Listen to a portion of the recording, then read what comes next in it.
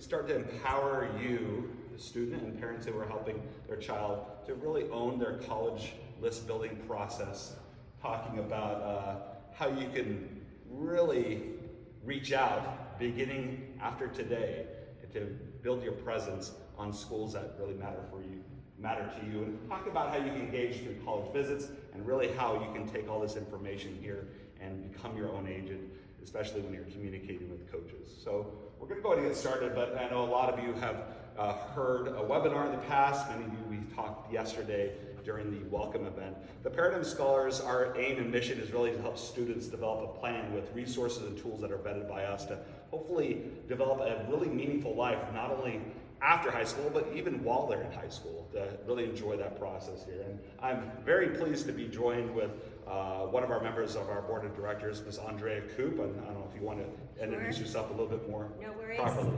I've been an independent educational consultant for over 25 years, often working with recruited athletes in many different sports.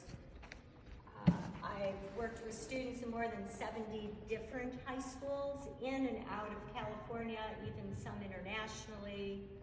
I've visited, boots on the ground, hundreds of campuses. Underneath it all, I am motivated with my families and students to activate their application process enough, and I keep seeing their future potential 10 years out. And I've been doing this long enough that I do know what some of those students are doing, and I know the one guy, he just liked to eat sandwiches and ride his bike, you know, and he's doing all these cool things. So that's, I think, what we're getting at, matching that up a little, trying to get rid of some of the noise. Yeah. Oh, this is fun. You ready? So how many people, I'd like you to raise your hand, parents can be part of this. How many of you are already a recruited athlete? No one.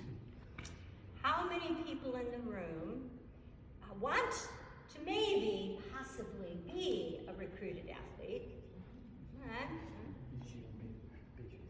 Okay, so I think how many of us in the room are waiting to be a recruited athlete?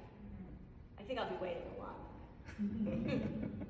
And in my practice, that is highly personalized, most of us are waiting all the time. And it's a little frustrating how to use that time.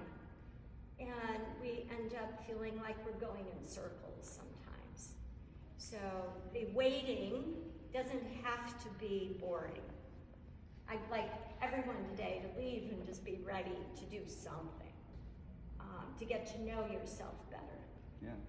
A lot of times you wait to get that first traction from college coaches potentially looking at you perhaps in the scheme of their team before you actually start this. And I hope afterwards you'll understand there's so much that can be done, and it's really needed to be done through this process. So I think this is a good opportunity to step back to understand. I know many of us here want that opportunity at college. Some of us are currently waiting. I think there's going to be perhaps different phases that perhaps you might go through as you are rising up in your high school experience, as you continue to be not only a great academic student, but also a great golfer as well. So there are three different areas. How do you know if you're being a recruited athlete? Let me first start how you're not being a recruited athlete here. There are ways that you can just get general information from admissions offices from colleges. A lot of times if you're going to take a standardized test and you click a box that allows colleges to reach out from the admissions offices, just because you might receive an email or some sort of notification or some mail in the mail, it happens sometimes still, doesn't mean you're actually being recruited by the actual coach. If a college coach sees your profile that you might have put online, that still doesn't mean you're actively being recruited Or if you go to a showcase room, if someone, there's some college coaches out here. Just because college coaches are here doesn't necessarily mean that you, particularly at that point, are being recruited. You could be noticed by a college coach if you are starting to get general email from the college coach themselves, perhaps their assistant coach or someone within their office, if they ask you to fill out a general athletic questionnaire. If a college coach reaches out to maybe your swing coach or your high school, if other sports have club teams, if they reach out to ask about you, that means they're starting to notice you. And if you, during the allowed times of communication, if you actually receive a phone call or email from college coaches, it's a good sign that, yes, they're starting to notice you, but that still doesn't mean that you're actively being recruited. You are being actively recruited if you actually get a phone call from a college coach expressing direct interest in you, wanting to come and see you play. They're coming down to that tournament specifically to see you play. Or if they actually invite you to their university or college for an official visit.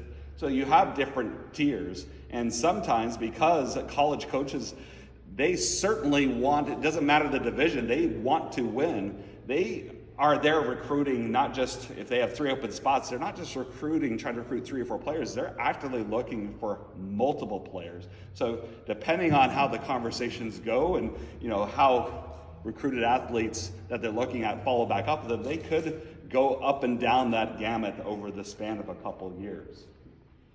But I do like to point out here, because one of the key takeaways we have here is to use this period while you're waiting to be active on here, because there is some myths out there that everyone in college that plays a sport is getting a full ride scholarship, and that rarely is the case nowadays. I know things are changing, but the reality is only 2% of high school athletes do receive some form of athletic scholarship. Now, I don't want to take this away from merit-based scholarship. This is specifically awarded for your athletic abilities. So 2% are receiving some form, and that's not even full tuition and scholarship.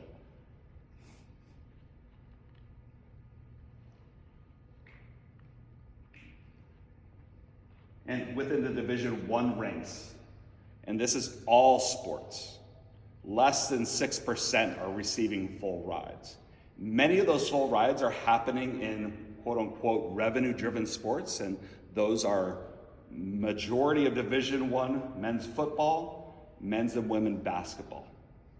And things have been changing because of the new rules from that has been adopted by the new agreement, the settlement from the lawsuit with the House of Representatives. So we're monitoring how things overall may change, but it's going to be a while before we really kind of see how this may impact other sports that are quote-unquote non-revenue driven sports. That doesn't mean they're not going to field the teams, but there could be some schools that restrict, but there could be some schools that devote more resources to sports that matter to them more than others.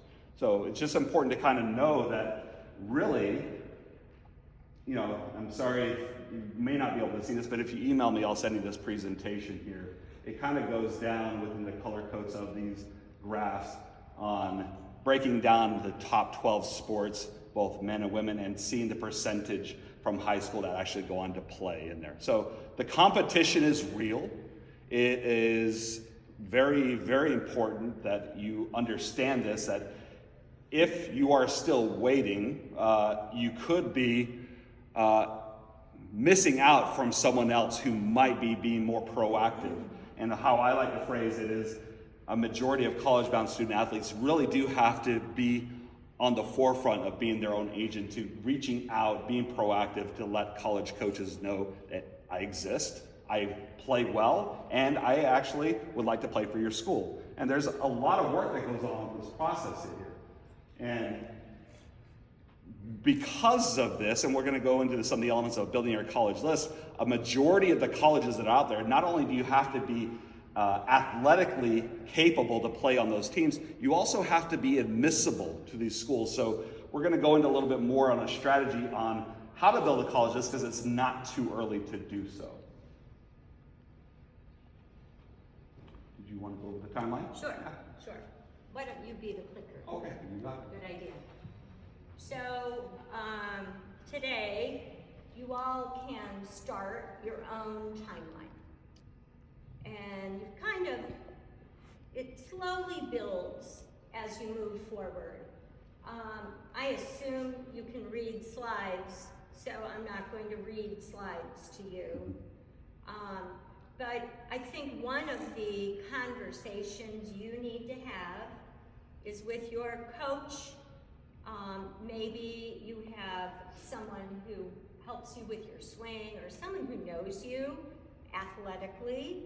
And you need to start asking them, what is my division? Where do you think I'll be competitive? And let them feel comfortable talking to you about what I said earlier, your future potential. All right? That conversation should happen. And it can change, but I know you are also developing and improving along the way.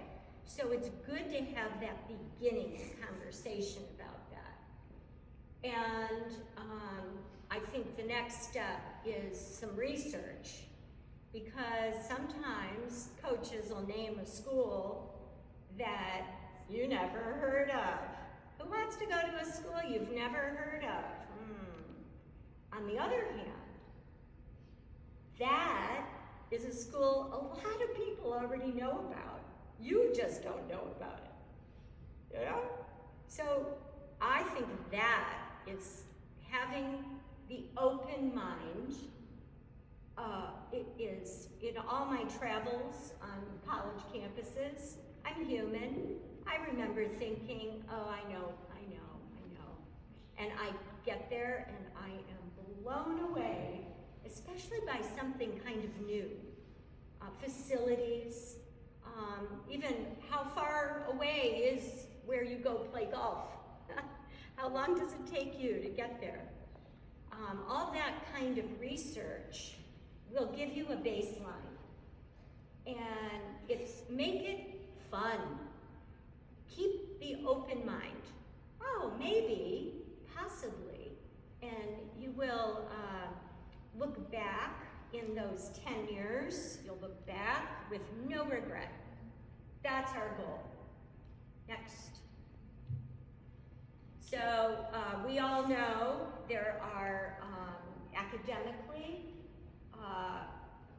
incredibly hard to get into colleges. The numbers, it's not just the Ivy League, that high selectivity is trickled down to really hundreds of campuses.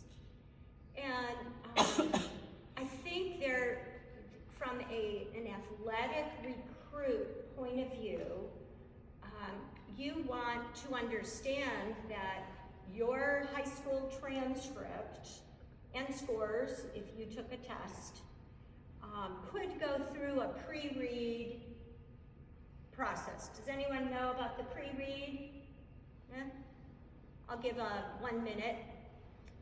Usually in an college admission office, one person, often the director, but usually one person is in charge of reading the applications for athletes. And I've been told, they want to keep coaches happy. That from the admissions side. So if a coach brings a student, they are trying to build their group, and they can ask you, that's how you know you are being possibly recruited, they ask you for a copy of that transcript and score, and then that coach brings it to the admission office and says, what do you think? And because they're trying to see if their group can get in. So our job is to get that information as strong as possible, right?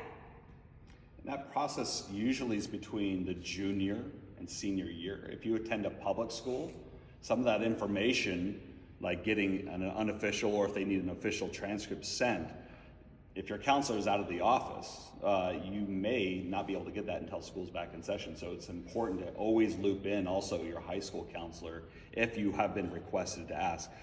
The NCAA does not require test scores anymore, but there are some schools out there, not all those 100, but many of them might say we're test optional, but we actually prefer to see tests. So again, these are going to be individual conversations with potential schools that are happening on the process here that as you can kind of see that some of these things you might have to do if you weren't a college-bound student athlete, but in addition to playing your sport and getting bigger, faster, hitting the ball longer, getting more precise, you actually have a lot more work than perhaps other students. Sometimes, and we're going to talk about building your academic list here in a second, and a parameter around how many schools should be on your academic list, but it is about having options, especially if you want to play your sport in college. So starting to learn more about schools, some that might be reaching out to you, maybe you haven't heard of, you might be actually researching 40 to 50 schools over a couple of years to kind of get the gauge of who's interested in me. Now it's time to learn about them to see if I might be interested in them as well. So you have so much going on as a young athlete, and parents supporting young athletes. It is a lot of work. So again, early on, if you're waiting 11th, 12th grade, that might just put a lot more pressure on you. This is a good time to start thinking about it. So these are some ways to start taking control over your college, building your college list. Andre, if you want to cover Sure. these as well. When Chuck asked me if I wanted to enjoy 850 golfers and hand everyone t-shirts, I thought immediately about the college list. So when someone is working with me, I often have a recruited athlete or someone who hopes to be recruited saying less about their academic life and list and major and how they love to learn and writing and reading. So I have a trick that I use. We build the academic list unrelated to the sport first. We come up with, and all the levels, are we going to mention? Sure. I think there we are. And we have our reach. I also layer in wait list. I plan ahead because many colleges love to wait list because it's good for them. And then the target or the match in the middle. And then a lot of people say safety or backup. I say foundation. We build from that level first. Who already loves you? Who already thinks your choices freshman year and your classes were strong or interesting? And right here, I'm going to ask again, anyone in the room perfect? Not today. My point, you don't have to be perfect, but you have to be perfectly positive about your future. Looking forward, remaining, turning toward the challenge, and honestly thinking that's kind of fun. So your college list is going to have those layers, and that's academic. And then you switch. You can put on one of your cute golf hats, and you build your golf list. Put everything possible, and you do the layers again. The reach, maybe wait list, maybe the coach might want me, and everything goes on that list. Middle, foundation, I think I could play there. And too often, potential recruits never contact their safety backup foundation level. It should be the first level that you pursue. And then you lay the two lists on top of each other. So everyone is asked, how many colleges should be on my list? I like what we had, this 12, where you get 3 or 4 at every level. But I'm going to tell you right now that I'd layer, if you need merit even, right? Separate from athletic. And then you layer your college recruit possibilities on top of your academic list. Is this where I... No, absolutely, yeah. but now when do we talk about them? Right, in a few Coach. more slides, yeah. One thing I just want to kind of hammer home when we talk about those three categories, no matter if a school is accepting less than 10% of their students or if they accept 70% of their students, each year colleges are polled on what are usually the top factors in making decisions.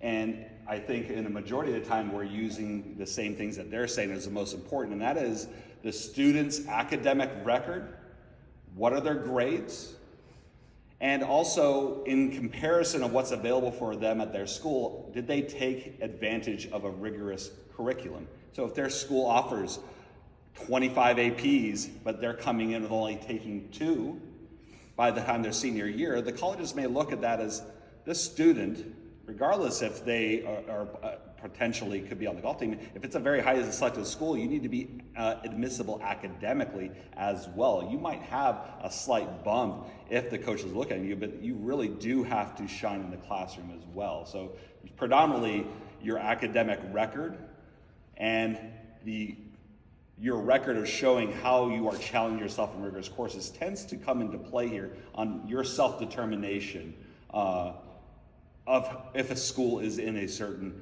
category, reach, target, likely. There are some schools out there that are wild cards that are going to be reaches for everybody. Not to get too much in the old weeds here, but we have a good resources that we will indicate later on that will be a good place for you to kind of find out how selective schools are. But one of the elements that kind of goes with the academic and social fit, a lot of the times that you're thinking first, I'm only interested in schools in these parts of the country, or I only want to play along the coast. I don't want to consider stuff in the middle.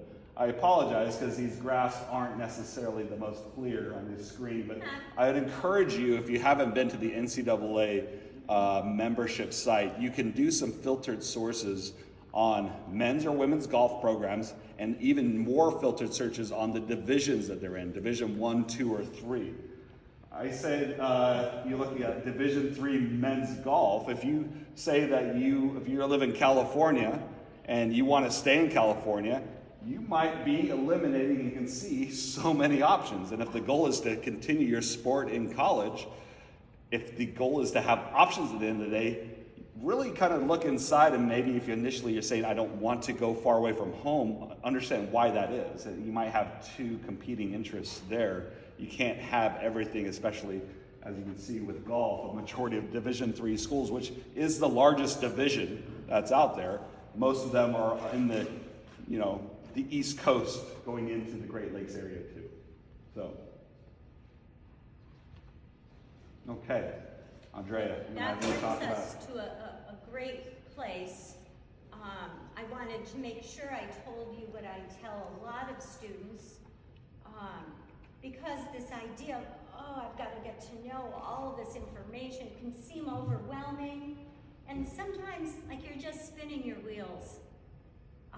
And we need to change our mindset, okay? Every interaction related to college, with me, a conversation, an interaction on a website, watching a virtual tour, all these interactions are helping you get to know yourself better. That's all. You are just taking in some information and being, I don't like that, or that makes sense. And you're not judging it too much, but you're letting the process help you get to know yourself better.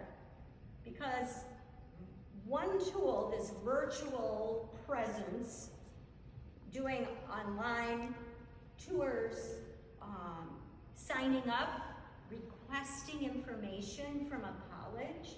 In the old days, it was a phone call, and the phone was attached to a wall. Now you are the little secretary.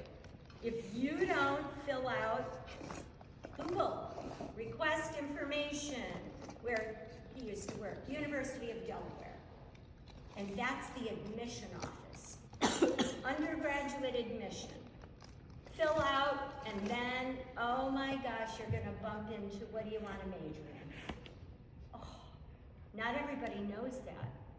Even 59-year-old people don't know that, right?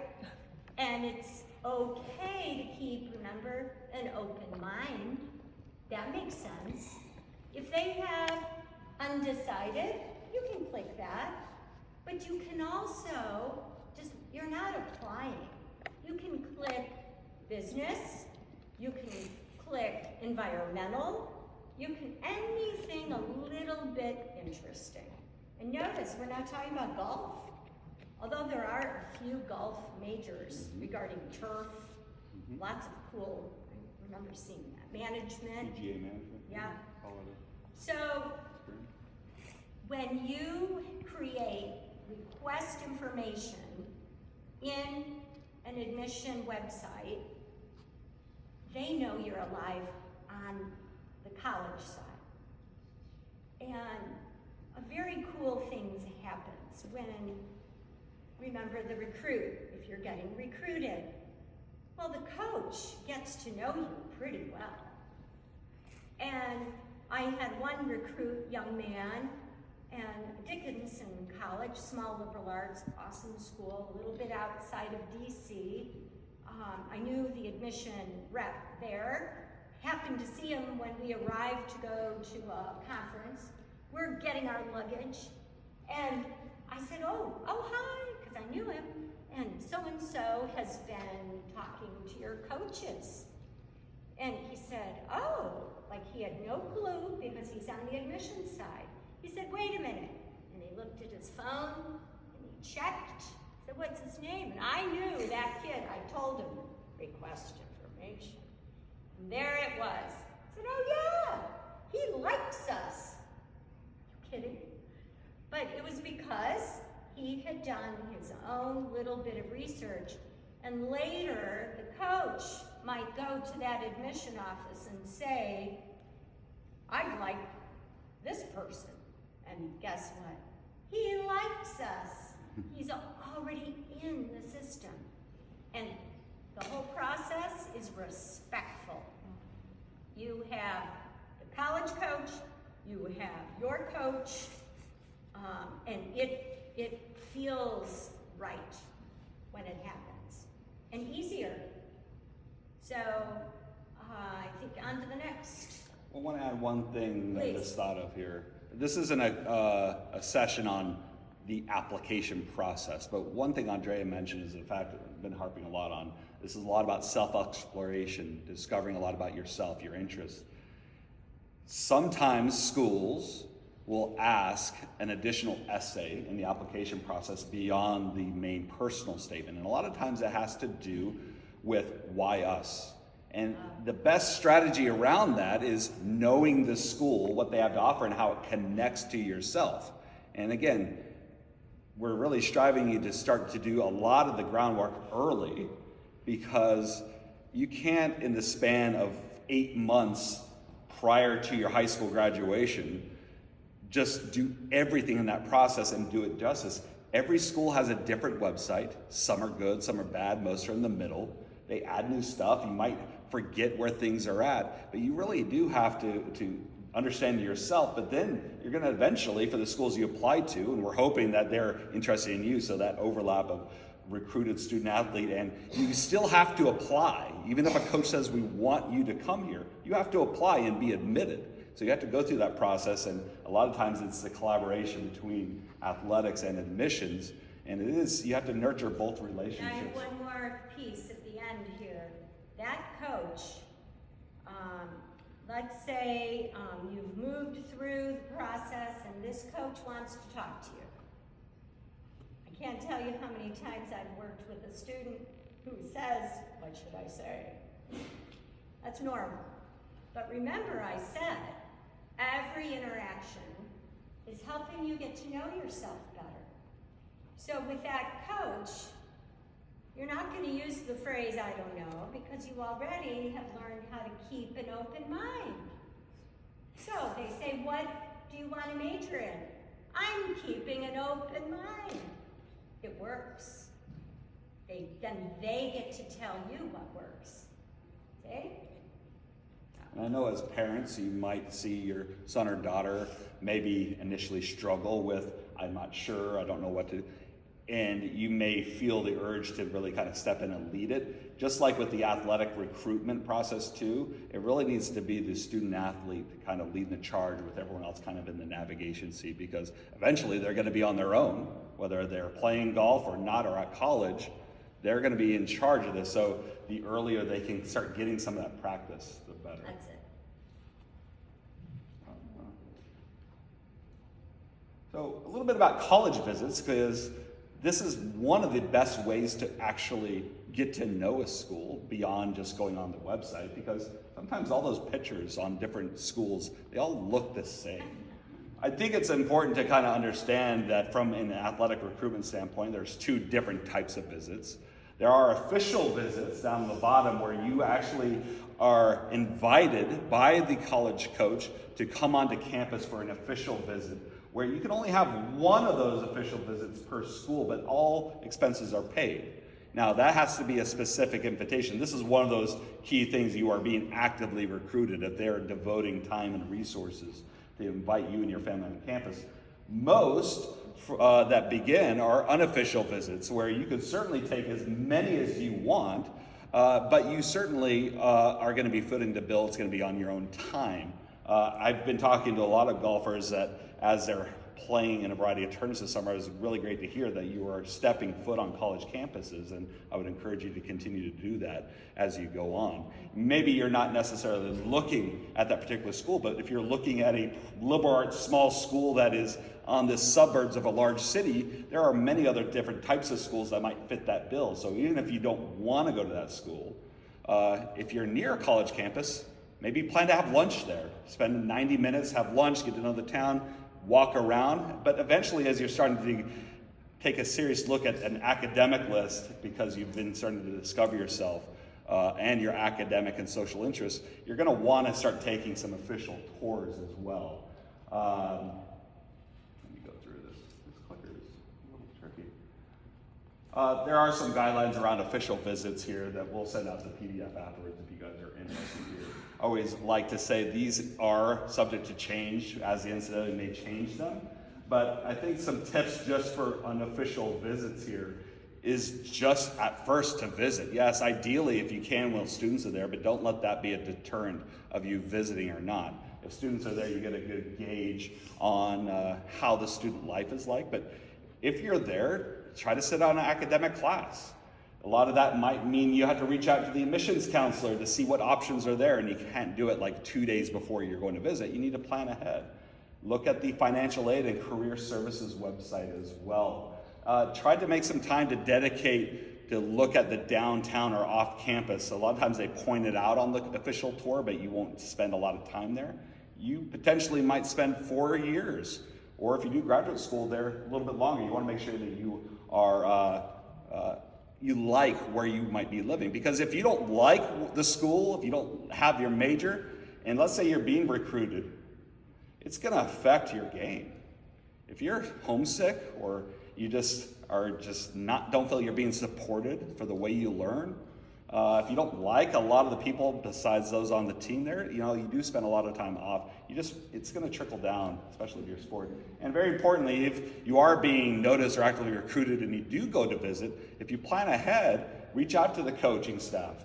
Ask if you might be able to see some of their facilities, maybe meet some of the members of the team. Even though it's not an official visit, that doesn't mean that they may not try to meet you. It just means that they're not going to pay for it.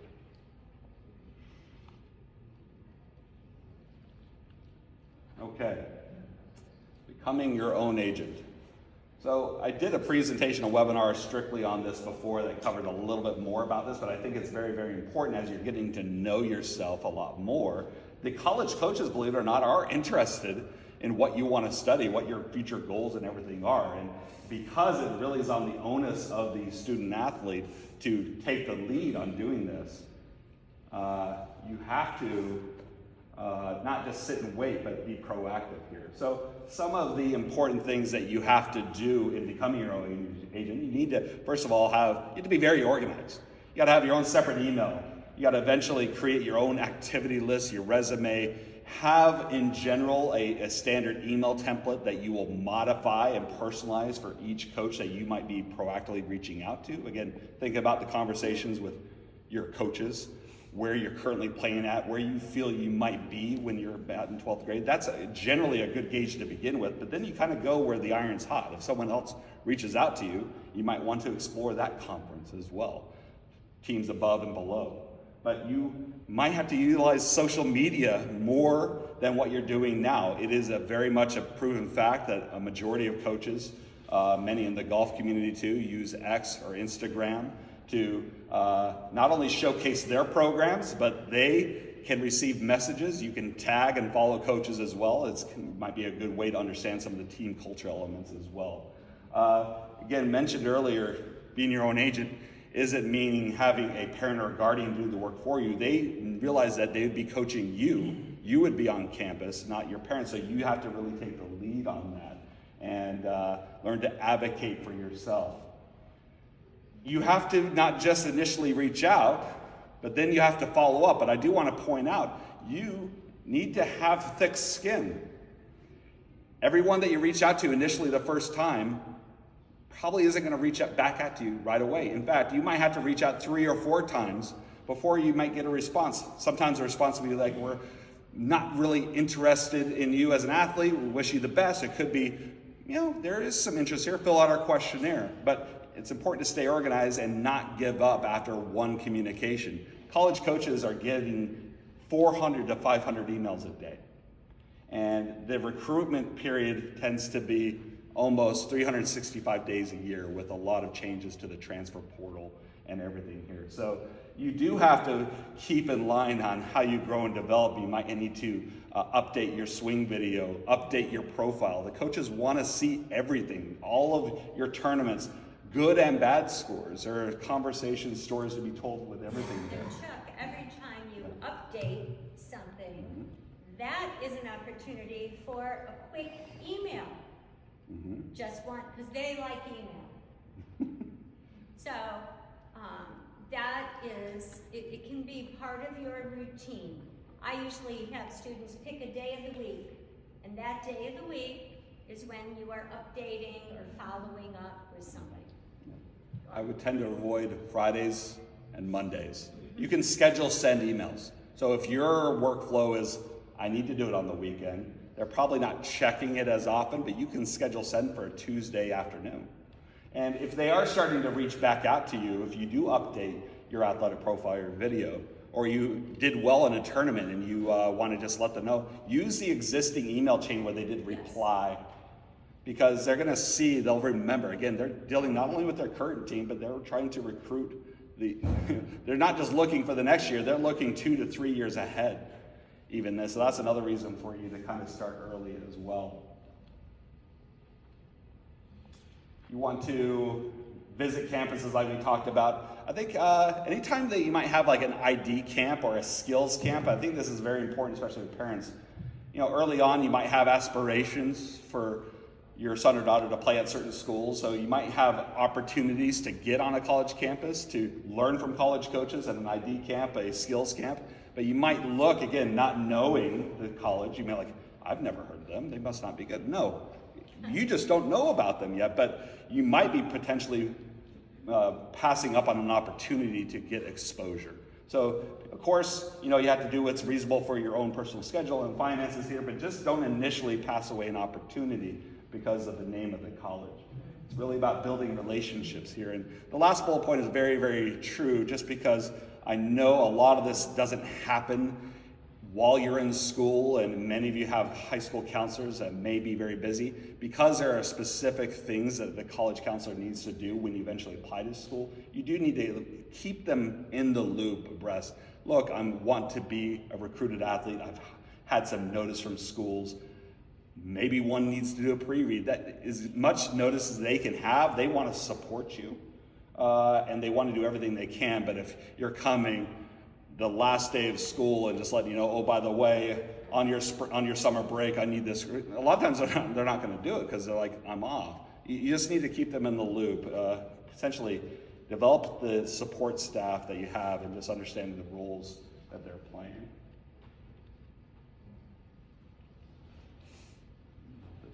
Oh, here we go. Andre, do you want to take this one? Sure. Wow. Gives me the good one. I'm thinking of a few recruited students who took all the lessons they learned about how to deal with a challenge and how to go after a goal and good habits in your life. Where all the lessons they learned from their sport, they laid on top of their academic life.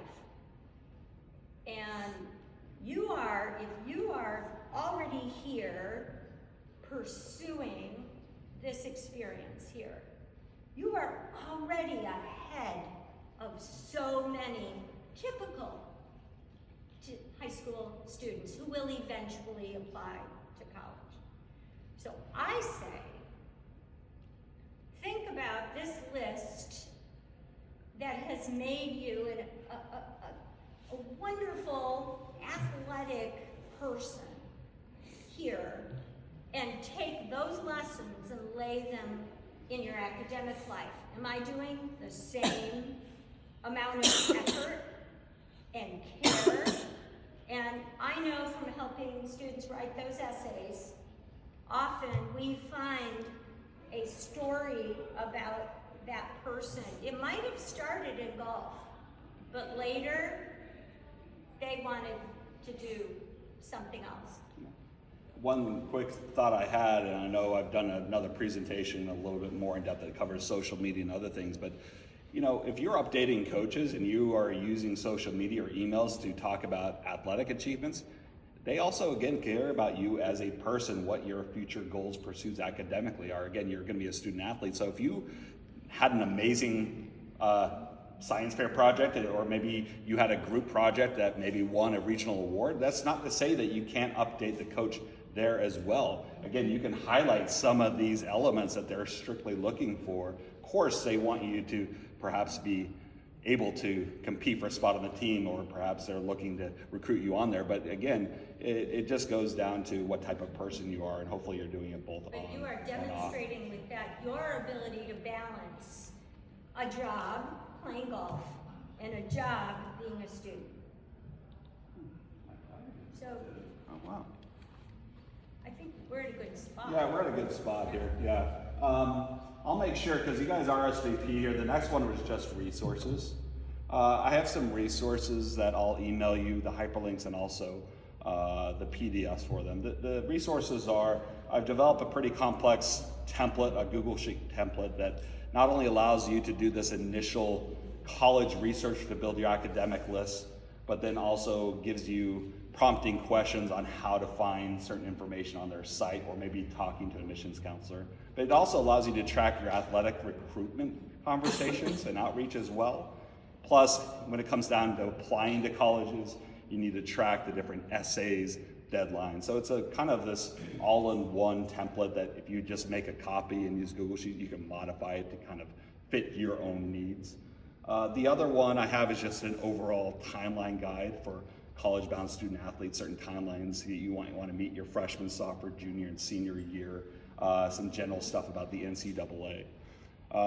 There's a really good resource called Coursava. We kind of mentioned a lot of different things that might be important to you. Obviously, we're here because we want to potentially take golf to the next level at college, but you know, when you start looking at colleges here, there's big, small, science-based technical colleges versus liberal arts colleges. You might be overwhelmed with all of the different nuances that go into deciding what's right for you. The Coursava is this gamified card sort that in 15 minutes it asks you over 115 different things that are related to college. There might be a bunch of majors, different disciplines, or maybe you want to have a strong relationship with your professors. Maybe you want maybe you want to be a small fish in a large pond and you don't mind being in a large. So what it does is, by just indicating your preference with saying this is what I want to have or I don't care, it organizes it in a PDF and lists your most preferred things about college on top. So it kind of allows you to focus more on the things you want or would be nice, and then kind of toss aside some of the other ones, just because there's so much things that go along with that. The other thing, and you could, if you have your phones and you want to just go to this site now, I know Andrea, you use collegedata.com Yes. quite a bit. They update it each year. It's called collegedata.com. They are taking information that the colleges and universities provide the federal government, especially around many different facets. But if you want to get some specific information on how many applicants are applying, how many were admitted, what's their admission rate, even going in for a lot of schools provide information on the GPA of the admitted class. You can get a good idea. This is usually where I first kind of go to for a lot of schools, like, is this specific student I'm working with looking at a school that might be a target, reach, or likely school? Because again, you don't want to put all of your eggs in the reach basket. It's about having options, whether it be recruited or going to college. You want to have an even balance of schools that you're not only looking at, but are applying to. And hopefully any college that you decide to spend significant amount of time and family financial resources to apply, hopefully it's a school you'd be excited to go to if you're admitted. So I'll be happy to send anyone this. And if you didn't RSVP, if you go on to the link, I'll get your information from there. I apologize, my Any computer ran out of questions? battery. So yeah, but that's it. Questions, yeah. Any questions? Or we'll stick around if you, we'll be out there for a little while. I do like that collegedata.com because it's one-stop shop. You can get a lot of information about a place. You put the name of the college and collegedata.com. They have a couple different tabs. Overview gives you a general overview of the makeup of the school, even like the closest airport to get there. But the two tabs I use quite a bit are the admissions tab and the financial aid tab. The financial aid tab does a great job of showing, based on the last year's class, what is the average cost. We all know, all the colleges put what the total cost would be if you didn't receive any financial aid. That rarely happens. It gives you a good example of how much financial aid might be available and what the average cost that students are generally paying. So great site. Has a couple pop-up ads you have to deal with, but other than that, it's pretty good. Not very much. I have a question. Question, yes. Are you familiar with the NCAA settlement that has recently been passed towards the athletes that were attending college from 2019, I believe, to 2024 or something like that? You're talking about the athletic, the Athletics, roster right. spot list? Right. Yeah, they're grandfathered in for their financial aid. Their spots are going to still be available. But going forward, if you are, essentially, there's so many nuances, like 600 pages with the NCAA list that's happening here. One of the biggest changes is all the sports now are equivalency sports, meaning that there are there's no restriction on how much scholarship money can be awarded. And if you've been awarded an actual spot on the actual team, your financial aid is protected, but your spot is never guaranteed all 4 years.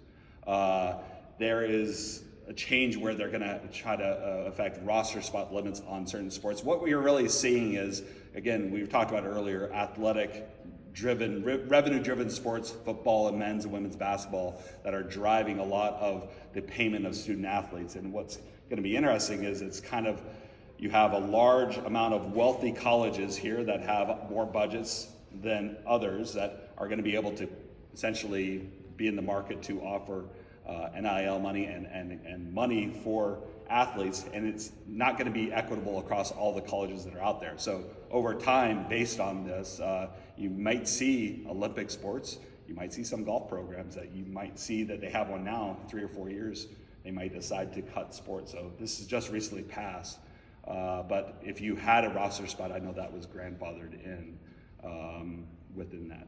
So the schools also still have to opt in to the House settlement too, so it's kind of complicated. So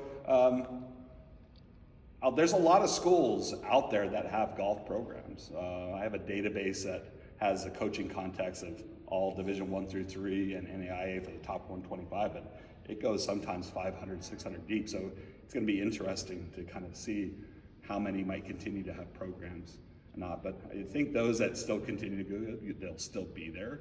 But depending on the college athletic departments are going to have to make decisions.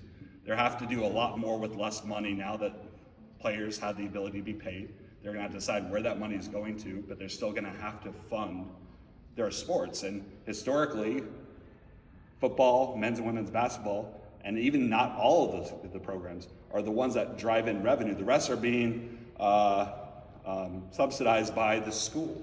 So these departments and schools are going to have to make decisions on how they want to spend their money. So something to keep in contact with while you're going through this process. It's kind of changing quite a bit. And it's another reason to be open-minded about schools you haven't heard of that might have an amazing program. So. Yeah. All right. Well, anyone else have any questions?